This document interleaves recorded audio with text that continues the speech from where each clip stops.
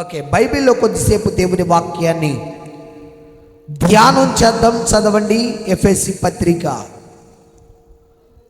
అపోస్తలుడైన పౌలు గారు ఎఫెసీ సంఘానికి రాసిన ఎఫెసీ పత్రిక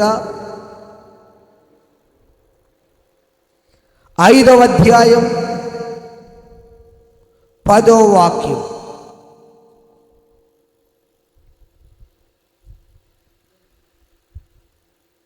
చదవండి, ఒకటి చదవండి.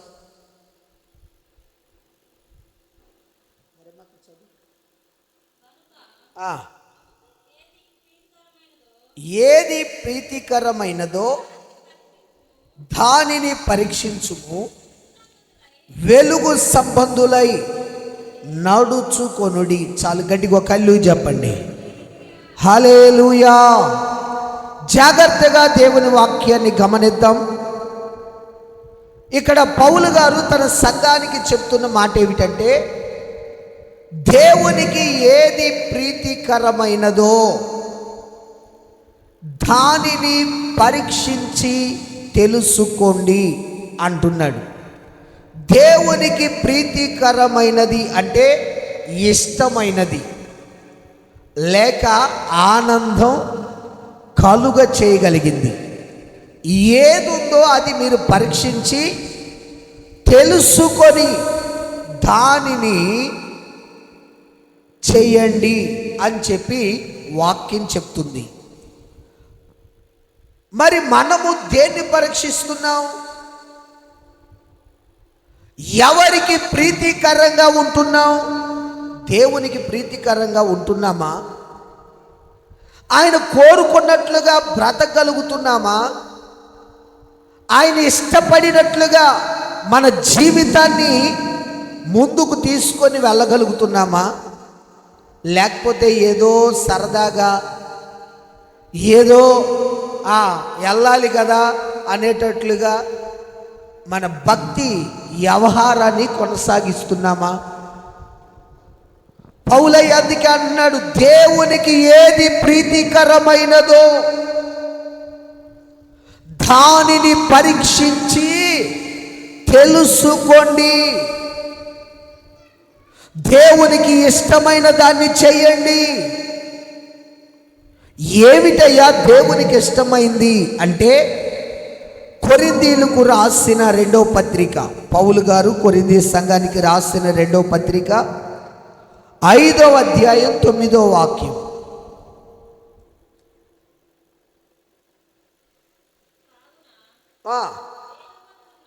దేహమందునను దేహమును విడిచినను ఆయనకిష్టులమై ఉండవలెనని మిగులా అపేక్షించుచున్నాను. దేహమున్నా దేహము లేకున్నా ఎలా ఉండాలట? ఆయనకు ఇష్టులమై. దేవునికి స్తోత్రం. దేవునికి ఇష్టమైన వారిగా, దేవుడు కోరుకునే వారిగా, దేవుడు అనుకుంటే ఆయన్ని ఎలా ప్రేమించగలమో అంత ప్రేమ చూపేవారిగా మనమంట ఉండాలి. దేవునికి స్తోత్రం. హల్లెలూయా. ఈరోజు మనం ఉంటున్నాం కానీ దేవునికి ఇష్టంగా బ్రతకగలుగుతున్నామా? మన నడవడిక, మన ప్రవర్తన, మన మాట తీరు, మన సమస్తం దేవునికి అనుకూలంగా ఉంటుందా లేదా అని మనలను మనం ఏం చేసుకోవాలంటే పరీక్షించి తెలుసుకోవాలి. Praise the Lord. ఏం చేసి తెలుసుకోవాలి? పరీక్షించి తెలుసుకోవాలి. ఏమండి, నేను బ్రతుకుతున్నానంటే ఇలా బ్రతికానండి అని చెప్పుకుంటే చెప్పుకునేదానికే సిగ్గుచేటుగా బ్రతకూడదు. హల్లెలూయా. అర్థమవుతుందా? మాట్లాడుకునేదానికే ఆ బ్రతుకే వ్యర్థము రాలా, బ్రతికేదానికంటే చచ్చేది మేలనే మాట వినబడేటట్లు బ్రతకూడదు. మరి ఎలా బ్రతకాలయ్యా అంటే దేవునికి ఇష్టమైనట్లు. Praise the Lord. హల్లెలూయా. ఎవరికి ఇష్టమైనట్లు? దేవునికి ఇష్టమైనట్లు, దేవుడు కోరుకున్నట్లు బ్రతకాలి ఈ మానవుని బ్రతుకు. ఏదో సరదాగా బ్రతికేస్తూ ఉంటున్నాం మనం. ఆయన మాట వినాలండి. ఆయన మాట చెప్తున్న దానికి మనం కట్టుబడాలి. ఏమంటుంది ఆయన వాక్యం అంటే, మిమ్మలను మీరు పరీక్షించి తెలుసుకోండి, దేవునికి ప్రీతికరమైనది ఏదో దానినట నిదానించి చూచి మనము తెలుసుకోవాలి. Praise the lord.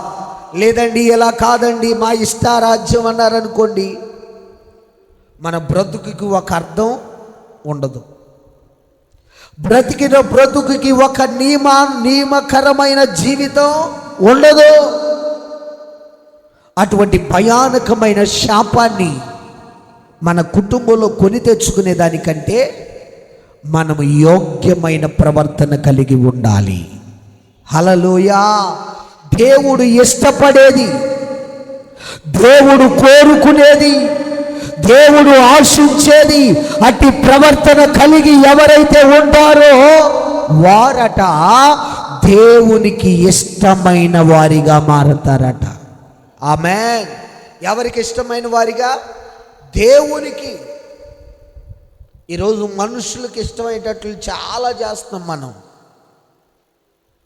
ఏమండి, మా ఆయన చక్కగా మాంసం కూర తింటాడని అందుకే ఇంత బ్రహ్మాండంగా చేసామండి అనే వాళ్ళు లేకపోలేదుగా. హల్లెలూయా. మరొకరు ఇష్టం అండి చెప్పుకునే వాళ్ళు లేకపోలేదుగా. మా ఆయనకి పలాందంటే ఇష్టం అండి అందుకే చేసా అనే వాళ్ళు లేకపోలేదుగా. ఎవరికో ఇష్టమైనది చేయడానికి ఎంతో ప్రయాసపడుతున్నావు. మరి నిన్ను సృష్టించిన సృష్టికర్త అయిన దేవునికి నువ్వేదైనా చేయగలుగుతున్నావా? ఏదైనా ఇవ్వగలుగుతున్నావంటే ఆయనకి ఇష్టమైనది ఏదో దాన్నట పరీక్షించి తెలుసుకోవాలి. ఆమేన్. ఎవరికి ఇష్టమైంది తెలుసుకోవాలి? నాకు ఇష్టమైందో మనకి ఇష్టమైందో కాదు, దేవునికి ఇష్టమైంది. ఆయనకి ఇష్టమైంది తెలుసుకుంటే, ఆయనకి ఇష్టమైంది మనం గమనించగలిగితే మన దేవుడు మనల్ని ఉన్నతంగా ఆశీర్వదిస్తాడు. హల్లెలూయా. 1-2వ మాట చెప్తాను, చదవండి. సామెతల గ్రంథం 16వ అధ్యాయం. సామెతల గ్రంథం 16వ అధ్యాయం 7వ వాక్యం.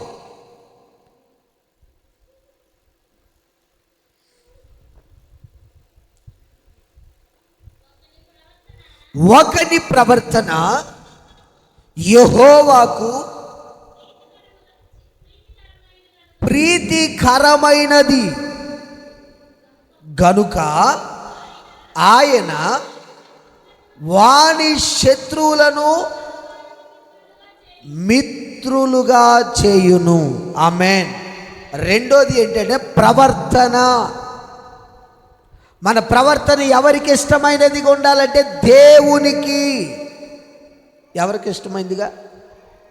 దేవునికి ఇష్టమైందిగా మన ప్రవర్తన మారాలి. ఎందుకు దేవునికి ఇష్టమైనదిగా మన ప్రవర్తన మారాలంటే మన ప్రవర్తన వలన మన శత్రువు కూడా మిత్రువైపోవాలి. దేవునికి స్తోత్రం కలుగునుగాక. శత్రువు ఏమవ్వాలి? మిత్రువైపోవాలి. ఎవరిని చూస్తే?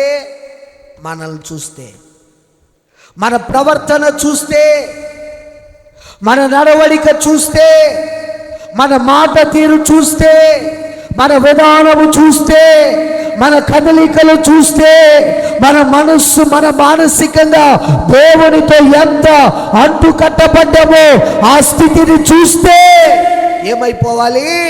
వారు కూడా మిత్రులుగా మారాలి. హల్లెలూయా. ఈరోజు మరి శత్రు మిత్రు అవుతున్నాడా? అవడోలా. ఎందుకు అవట్లా? మన పంతమే, మనం ఏదంటే అదే జరగాలి. ఏం పోయిందిలేండి వాళ్ళ మాట ఇంటి ఒకసారి విందాంలే అని రాజీ పడుతున్నామా? ఏముందిలేండి ఒకసారి విందా వాళ్ళ మాట అని ఒక్కసారి అని అనుకుంటున్నావా? లేదు. అందుకని శత్రు ఏమవట్లా, ఇప్పుడు మనకి మిత్రువు అవట్లా. శత్రు మిత్రువు అవ్వకపోతే జరిగే నష్టం ఏంటో తెలుసా? మరంత పాతాళానికి తొక్కబడుతున్నావు. ఆ శత్రుత్వం ఏమవుతుంది? కొద్ది కంటిన్యూ అవుతుంది కానీ తగ్గిపోవడం లేదు. ప్రేమైన వారులారా, యేసు ప్రభు చెప్తుంది కూడా అదే. ఒకని ప్రవర్తన దేవునికి ప్రీతికరముగా ఉండాలి. ఎందుకయ్యా అంటే ఆ ప్రీతికరమైన మనస్సు ఎవరైతే కలిగి ఉంటారో వారు దేవుని బిడ్డలుగా మారుతారు. హల్లెలూయా. వాళ్ళు ఇప్పుడు ఎవరయ్యా అంటే మిత్రులైపోయిన వాళ్ళు. శత్రువులు కూడా మిత్రులైపోయారు. మీ అందరికి అర్థం అవ్వాలి కదా. దావీదు గారు ఉన్నారే, ఆయనని సౌలు గారు బ్రతుకున్నంత కాలం తరిమాడు. సౌలు ఆ బ్రతుకున్నంత కాలం తరుముతూనే ఉన్నాడు. ఎప్పుడైతే సౌలు గారు చనిపోయాడో సౌలు గారి కుటుంబంలో ఒకరికి మేలు చేయాలనుకున్నాడట. ఎవరి కుటుంబంలో? సౌలు కుటుంబీకుల్లో ఒకరికి మేలు చేయాలనుకున్నాడట. ఏమిటి మేలంటే రాజు పక్కన కూర్చొని భోజనం పెట్టాలని ఆశపడుతున్నాడు. హల్లెలూయా. అందుకే ఇప్పుడు నేను చెప్పే మాట ఏంటో తెలుసా? మన శత్రువుని కూడా మనం ఎలా ప్రేమించాలో తెలుసా? మన కుటుంబస్తునిగా ప్రేమించాలి. అందుకే దేవుని వాక్యం ఏమంటుందో తెలుసా? మీరు ఒకరిని ఒకడు ప్రేమించుకోనండి. ఒకరిని ఒకడేం చేయాలి? ప్రేమించుకోవాలి. ఈరోజు ప్రేమ ఏమైంది? చల్లారిపోయింది.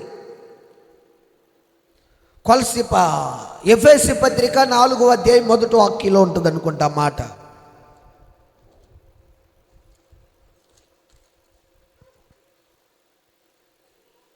మూడో వాక్యం, 2వ వాక్యం. కాబట్టి మీరు సమాధానమును బంధము చేత ఆత్మ కలిగించు ఐక్యతను కాపాడుకొనుట యందు శ్రద్ధ కలిగిన వారై ప్రేమతో ఒకరిని ఒకడు సహించుచు. ఏం చేయాలి? సహించాలి. సహనం కలిగి బ్రతకాలి. ఈరోజు ఏమి లేదు మనలో? సహనం లేదండి. మనలో దైవ సంబంధమైన సహనము లేదు. ఆ సహనం లేకపోవడం వల్ల ఏమవుతుందో తెలుసా? శత్రు మరంత శత్రువుగా మారుతున్నాడు. శత్రు మరంత కీడు కోరుకున్నాడు. శత్రు మరింత మన మీద మన పగని, లేకపోతే మన పతనాన్ని, లేకుంటే మనం పాడైపోవాలని, మనం నాశనం అయిపోవాలని, మన జీవితం ఉన్నదంత పాటున అర్థాంతరంగా ఆగిపోవాలని ఎన్నో పన్నాగాలు పండుతున్నాడు శత్రువు. ఆ శత్రు పన్నాగం పండడానికి కారణం ఏంటో తెలుసా? మన అవిధేయత. దేవుని వాక్యం ఏమంటుంది? ఏమంటుంది దేవుని వాక్యం? నీ ప్రవర్తన అంతటిని దేవునికి ప్రీతికరముగా మార్చుకోండి. హల్లెలూయా. ఎవరికి ప్రీతికరంగా? ఎవరికి? దేవునికి. మరి నీ ప్రవర్తన దేవునికి ప్రీతికరంగా ఉందా? చేయని దానికి చేసిన దానికి అంటారండి మన్ని అనుకొని, పెద్ద పోయేదే ఉంది, మాటేగా అనుకొని అన్నప్పుడు నువ్వేం చేయాలి? తిరగబడాలా. అంతేనా? నువ్వు చేసిన దానికి చేయని దాన్ని నేను ఎవరెవరిని అన్నారనుకో, నువ్వేం చేయాలి? మౌనంగా తలదించుకొని వెళ్ళిపోవాలి. దేవుని ప్రేమ అదే. ఈ చెంప కొడితే మరొక చెంప చూపిమని చెప్తుంది. ఒకరిని ఒకడు సహించుకోమని చెప్తుంది. ఆయన ప్రేమ చెప్తున్నట్లు చేయగలుగుతున్నావు ఈరోజు? నీ ముందు నిలబడి మోరెత్తి మాట్లాడుతుంటే నువ్వు వారికి ఎదురుగా నువ్వెంతరా నేను కూడా అంతే అని మాట్లాడట్లా మనం. జాగ్రత్త సుమా. దేవుని వాక్యం ఏమంటుందంటే మన ప్రవర్తన అంతటిని దేవునికి ప్రీతికరముగా ఉన్నదో లేదో మనలను మనమే పరీక్షించుకోవాలి. Praise the Lord. హల్లెలూయా. శత్రు సహితు ఇప్పుడేమవుతాడు? మిత్రువు అవుతాడు. ఎవరికి మిత్రువు అవుతాడు? నాకండి, మనకి మిత్రువు అవుతాడు. మిత్రువు అవ్వాలంటే మనం ఏం చేయాలో తెలుసా? ఒకరిని ఒకడు సహించుకోవాలి. Praise the lord. చెప్పాలి గట్టిగా హల్లెలూయా. కనుక రెండో మాట మనలను మనం సహించుకోవాలి. మన ప్రవర్తన అంతటిని ఎవరి అధికారానికి ఇచ్చేయాలి? దేవుని అధికారానికి. మన ప్రవర్తన మనము దేవునికి ప్రీతికరంగా ఉన్నామో లేదో మనలను మనమే పరీక్షించుకోవాలి. రెండోది, మన ప్రవర్తన దేవునికి ఇష్టముగా ఉన్నదో లేదో తెలుసుకోవాలి. మూడో మాట చెప్తాను, చదవండి. ఫిలిప్పీ పత్రిక, అపోస్తలుడైన పౌలు గారు ఫిలిప్పీ సంఘానికి రాసిన ఫిలిప్పీ పత్రిక 4వ అధ్యాయం 18వ వాక్యం.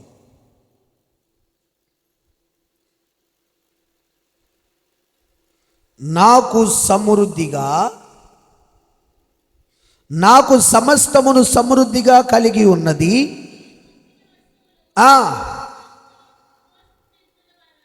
ఎఫ్రాతీతుల వలన పుచ్చుకొని ఏమీయూ తక్కువ లేక ఉన్నారు అని, అవి మనోహరమైనవి, సువాసనయు, దేవునికి ప్రీతికరమును ఇష్టమునైన యాగమునై ఉన్నవి. దేవునికి స్తోత్రం. మూడో మాట ఏంటి? దేవునికి ఇష్టమైన యాగం. ఎవరికి ఇష్టమైన యాగం? దేవునికి ఇష్టమైన యాగం, అర్పణ. దేవునికి ఇష్టమైన యాగం అంటే ఏమైపోవాలి? దేవుని కోసం బలైపోవాలండి, పానార్పణముగా పోయబడాలి. ఈ బ్రతుకు జీవితంలో ఏదైనా క్వాలిటీ ఉందంటే అది దేవుని కృప. ఆమేన్. మనిషి ఆలోచనలు ఏమైపోయినవి? చిన్న భిన్నమైపోయినాయి. మనిషి తలంపులు ఏమైపోయాయి? చెడువైపోయాయి. కానీ దేవుని కృపకేవి లేదు, కలుషితము లేదు. ఆమేన్. హల్లెలూయా.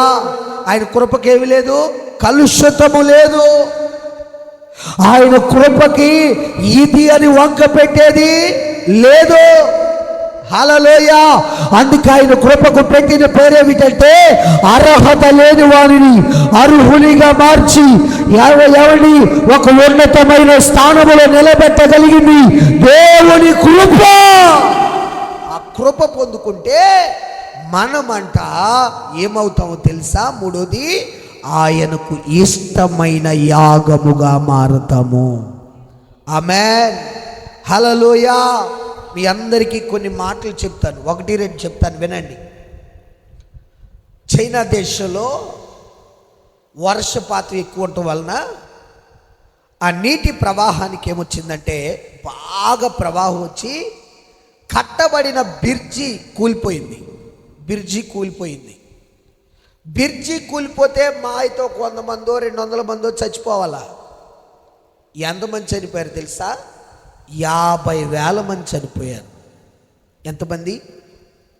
ఆ వరద ఒకసారి మన ఊరి మీద పడితే అవండి 50,000 మంది ఉండే ఇల్లు, 50,000 మంది ఉండే స్థలం ఎంత ఉంటుంది మన ఊరికన్నా? 3-4 గింతలు ఉంటుంది. ఇప్పుడు అదే వరదలు ఒక పావు భాగం ఈ ఊరికి వస్తే ఊరు మొత్తం అద్దరిని ఉంటుంది కదా. కానీ దేవుడు నీ మీదకి రప్పించాడా? ఎందుకు రప్పించలా? నీ మీద దేవుని కృప ఉంది. ఆమేన్. నువ్వు దేవుని కొరకు యాగంగా మారుతావని ఆశపడుతున్నాడు. గడిచిన వారంలో మేము కొండపల్లి కోరికి వెళ్ళాం. కోరికి వెళ్తా ఉన్నాం. వెళ్తా ఉంటే జరిగిన విచిత్రం ఏంటో చెప్పనండి. ఒక మగ ఆయన ఉరి పెట్టుకొని చచ్చిపోయాడు. ఉరి పెట్టుకొని చావల, ఎవరో చంపి ఊరేశారు. ఎలా చెప్తున్నావు ఆ మాట? నీకు నిర్ధారణ ఏంటంటే మనిషి కాళ్ళు కిందే ఉన్నాయి, వాడికి మెడకు మాత్రం తాడు కట్టుంది. మా నాన్న అన్నాడు, వాడికేమైంది తాడు కట్టుకున్నాడు అన్నాడు. కాదు, చంపి కట్టారు. అర్థమవుతుందా? చంపేసి తాడు కట్టారు. మనిషి ప్రాణం పోవడానికి ఈరోజు పెద్ద ఆలోచించాల్సిన పని కూడా. ఇంతకుముందు ఒకరిని చంపాలంటే భయపడేవాళ్ళు, కానీ ఇప్పుడు భయం ఉందా? భయపడుతున్నారా? పడట్లా. ఏమండి, వాడి కోపం వచ్చిందా కట్టి పెట్టి పొడుతున్నాడు, చంపేస్తున్నాడు. వాడు జైలుకి వెళ్ళి ఒక 4-5 సంవత్సరాలు కూర్చున్నాడు. మళ్ళా యథామావులుగు రోడ్డు మీద తిరుగుతున్నాడు బట్ట కట్టి. నేనంట అటువంటి బ్రతికేవాడే చలామణి అవుతున్నాడు, కానీ నిష్టగా దేవుని కోసం బ్రతికేవాడు చలామణి అవుతున్నాడా? ప్రేమైన వారులారా గమనించండి, దేవుని వాక్యం అంటుంది, నీవు దేవునికి ప్రీతికరమైన యాగముగా మారాలి. Praise the lord. ఏ యాగం? ప్రీతికరమైన యాగం. నేను చనిపోతానండి, నాకు అదండి ఇదండి అంటే ఎవరి కొరకు చనిపోతావో చెప్పాలి. పౌలైన అడిగితే, నేను క్రీస్తు కొరకు సజీవ యాగం అవ్వడానికి నేను ఏ మాత్రము వెనకాడను లేదు అంటాడు పౌలయ్య. మరి మనం దేవుని కోసం మన ప్రాణాన్ని పానార్పణంగా పోయడానికి ఇష్టపడుతున్నామా? దేవుడు కోరుకున్నట్లుగా బ్రతకడానికి ముందడిగేస్తున్నామా? ఈ బ్రతుకు జీవితం కొద్ది కాలమేనండి, చిన్నది జీవితం. ఈ చిన్న జీవితానికి ఎన్నెన్నో తలపోట్లు ఎదురవుతున్నాయి. ఈ పోట్లన్నీ పోవాలంటే నీకొక్క మాట చెప్పనా, నీ సమయాన్ని దేవుని కోసం వెచ్చించాలి. ఆమేన్. ఆయనకిష్టము ఏదో, ఆయన కోరుకున్నది ఏదో, ఆయన మనస్సులో ఏది ఉందో అది నెరవేర్చాలి. దేవునికి స్తోత్రం కలుగునుగాక. అప్పుడు మనం ఎవరమంటే దేవునికి ఇష్టమైన యాగము. ఆమేన్. ఎవరికి ఇష్టమైన యాగం? దేవునికి ఇష్టమైన యాగం. బ్రతికిన 4 దినాలైన యథార్థంగా బ్రతకాలండి. Praise the lord.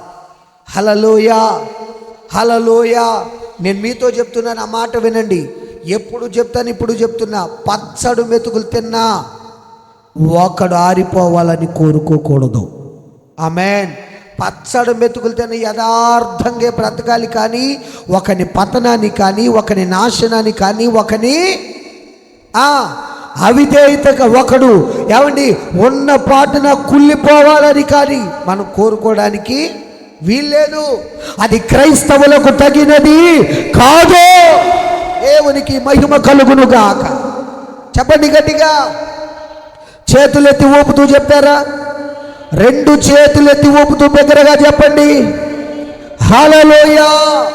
కనుక మూడోది మనం ఏమవ్వాలంటే దేవునికి ఇష్టమైన యాగముగా మారాలి.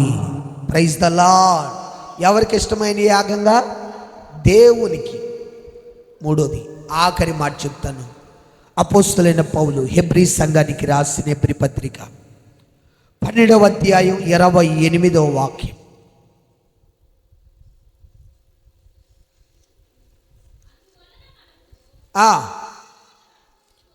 నిశ్చలమైన రాజ్యమును పొంది ఆ కృప కలిగి వినయ భయభక్తులతో దేవునికి ప్రీతికరమైన సేవ చేయుదుము. ఏలయనగా ఆ దేవుడు దహించు అగ్ని అయ్యున్నాడు. ఆమేనందామా? గట్టిగా అనండి, గట్టిగానండి, చేతులెత్తి గట్టిగానండి. హల్లెలూయా. ఆఖరిగా మనం ఏం చేయాలంటే ఆయనకు ప్రీతికరమైన సేవ. ఎవరికి? దేవునికి. ఎవరికి? దేవునికి. ఏ సేవ చేయాలి? ప్రీతికరమైన సేవ. ఈరోజు మనం అటువంటి సేవకుల్ని ఫాలో అవుతున్నాం, అటువంటి సేవలో మేము ఉన్నాం, అటువంటి పరిచర్య మేము చేయగలుగుతున్నామని చెప్పగలుగుతున్నామా? ఆఖరిగా మనమంట దేవునికి ప్రీతికరమైన సేవ చేయాలి. ఏ సేవ? ప్రీతికరమైంది. ఎందుకు ప్రీతికరమైన సేవ చేయాలయ్యా అంటే, ఎందుకు ప్రీతికరమైన సేవ చేయాలి అంటే ఆయనట దహించు అగ్ని. ఆయన కృప వలన కలిగిన వినయ భయభక్తులతో. దీంతో వినయ భయభక్తులతో ఏం చేయాలి? మనం దేవుని సేవ చేయాలి, దేవుని పరిచర్య చేయాలి. అందుకే భక్తుడైన తిమోతి గారు అంటాడు, ఆ మాట ఏంటంటే, నాకు అప్పగించబడిన సువార్త పని విషయములో దానిని నేను సంపూర్ణముగా నెరవేర్చాను. ఎలా? సంపూర్ణముగా అంటే కొరత ఉందని చెప్పడంలా, లేమి అని చెప్పడం లేదు, కొదువా అని మాట్లాడటం లేదు. ఏమంటున్నాడంటే, అప్పగించబడిన పనంతటిని సంపూర్ణముగా జరిగించాను. దేవునికి అప్పగించబడిన సేవ, దేవునికి అప్పగించబడిన పరిచర్య నీవు నమ్మకంగా చేయగలుగుతున్నావా? యథార్థంగా నీ పరిచర్యని సాధించగలుగుతున్నావా? నీకు అప్పగించబడిన భక్తి జీవితాన్ని దేవుని కోసం యథార్థంగా చేయగలుగుతున్నావా? ప్రార్థన బలిపీఠాన్ని ప్రతిదినము నాట నాట నాట నాట మండించగలుగుతున్నావా? దేవునికి ప్రీతికరమైనట్లు, దేవుడు కోరుకున్నట్లుగా నీ ఆధ్యాత్మికమైన జీవితాన్ని దేవుని కొరకు ధారాళంగా ధారపోయగలుగుతున్నావా? నామకార్థంగా భక్తి చేస్తున్నావేమో ప్రియ విశ్వాసి. దేవుని రాకడ సమీపంగా ఉంది. నేడో రేపో ప్రాణప్రియుడైన యేసయ్య మేఘారూఢుడై రాబోతున్నాడు. ఆయన వచ్చే వాళ్ళకి నీకు అప్పగించిన దాన్ని నీవు సంపూర్ణముగా చేయాలి. హల్లెలూయా. నీవు త్రాసులో పెడితే, త్రాసులో తుయ్యబడితే నీవు తేలిపోయే వ్యక్తిగా కనబడకూడదు. నీ ఆత్మీయ జీవితం ఏమవకూడదు, తేలిపోయేదిగా కనబడకూడదు. దేవుని రెల్లెత్తినప్పుడు ఆ పొట్టులో కొట్టుకుపోయే పొట్టు వలె ఉండొద్దు. నీవు దేవుని కొరకు మహిమ కలిగిన పరిచర్య దేవునికి ఇచ్చాడా? ఏ పనైనా చేయమని చెప్పాడా? ఆ పనిని నువ్వు నమ్మకంగా చేయాలి, దాన్ని జరిగించాలి. క్రైస్తవులం కదండి, మీకు కూడా కోపాలు ఉంటాయా? మీరు కూడా కోపించవచ్చా అనే దానికి నిదర్శనంగా కనబడద్దు. మనం దేవుని దయకు తగినట్లుగా కనబడాలి. ఆమేన్. నీలో ఏం కనబడాలి? దైవత్వము కొట్టుకొచ్చినట్లు కనబడాలి. 10 మంది మాట్లాడుతుంటే వారిలో కూడా తలదించుకున్నాడు యేసయ్య. ఆమేన్. అందుకే ఆయన పేరేంటి? దయ కలిగిన వాడు. హల్లెలూయా. ఎవరైనా పాప ఆయన దగ్గరకు వస్తే పాపిని ఆయన ఏం చేస్తున్నాడు? ప్రేమిస్తున్నాడు. అందుకే ఆయన పేరేంటి? ప్రేమపూర్ణుడు. ఆయన ఇది చూస్తాడండి, ఇది చూడండి, ఈ దేవుడు తెలుసండి, తెలియదంటే ఆయనకి సర్వము తెలుసు. అందుకే ఆయన పేరేంటి? సర్వాంతరి యామి. ఆయన అక్కడ ఉన్నాడు, ఇక్కడ ఉన్నాడు కాదు, ప్రతి స్థలములో మనతో ఉండగలిగిన దేవుడు. ఆమేన్. అందుకని ఆఖరిగా మనం దేవునికి ఏం చేయాలి? ప్రీతికరమైన సేవ. ఏ సేవ? ప్రీతికరమైన సేవ. ఆ సేవ చేస్తే మనం దేవునికి ఇష్టమైన వారిగా ఉంటే, ఆయన నమ్ముకున్న వ్యక్తులుగా ఉంటే, ఆ యథార్థత వలన దేవుడు మనలను ఇష్టపడతాడు, మనం ఆయన్ని ఇష్టపడతాం. ఇష్టపడితే మనము దేవుని రాకడలో చేర్చబడతాము. అందరూ మోకరిద్దాం, ప్రార్థన చేసుకుందాం. మీ కుడి చేతులు పైకెత్తి దేవునితో ఒక తీర్మానపూర్వకమైన ప్రార్థన.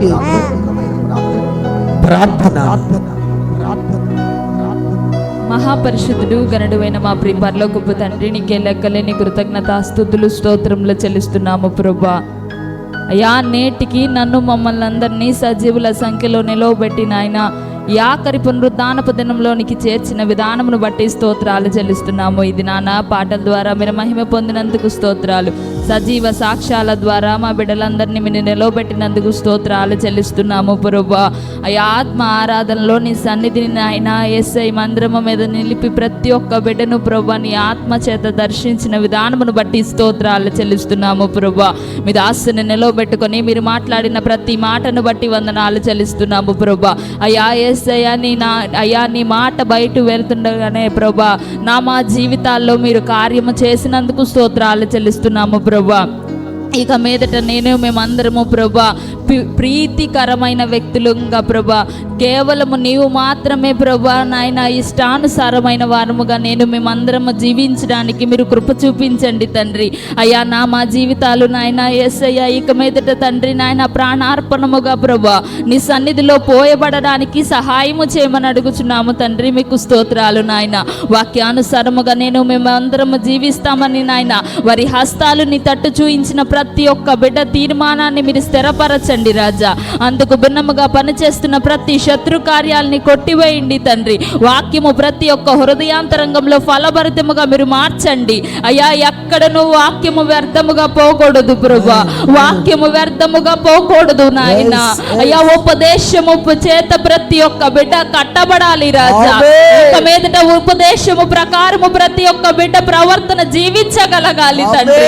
విశేషమైన నీ కృపకు ప్రభా నాయన మీరు మాత్రమే తండ్రి ప్రతి ఒక్క బిడ్డను పాత్రలుగా మీరు మార్చమని అడుగుచున్నాము తండ్రి. నీ ఉద్దేశించిన సంకల్పము ప్రభా అయ్యా యేసయ్యా నాయన ఇంకను నీకు ప్రీతికరమైన పరిచర్యగా ఈ పరిచర్యను ఈ మినిస్ట్రీని మీరు ఇంకను ఆశీర్వదించమని అడుగుచున్నాము ప్రభా.